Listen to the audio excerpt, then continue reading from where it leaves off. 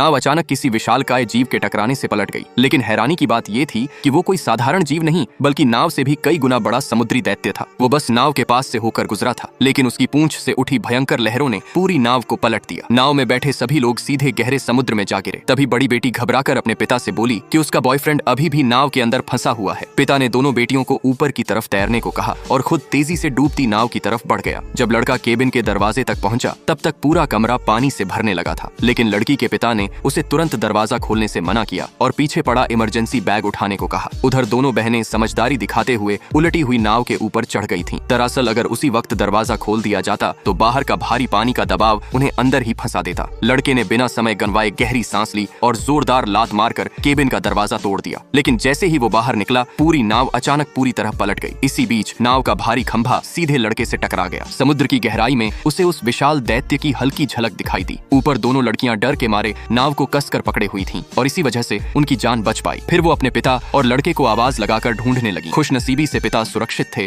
और जल्दी ही नाव के ऊपर चढ़ाए। कुछ देर बाद लड़का भी पानी से बाहर आ गया, लेकिन उसका खतरा अभी खत्म नहीं हुआ था, क्योंकि वो समुद्री दैत्य ठीक उसके पीछे तैर रहा था। ये देखकर लड़का अपनी पूरी ताकत से नाव की तरफ तैरने लगा और वो विशाल जीव बिजली की रफ्तार से उसकी तरफ बढ़ने लगा। आखिरी सेकंड पर लड़का नाव पर चढ़ गया और वो दैत्य नाव के नीचे से गुजरता हुआ आगे निकल गया। उस आदमी ने कभी सोचा भी नहीं था कि बेटियों के साथ छुट्टियां मनाने आया ये सफर उसे इतने खतरनाक समुद्री राक्षस से सामना करा देगा।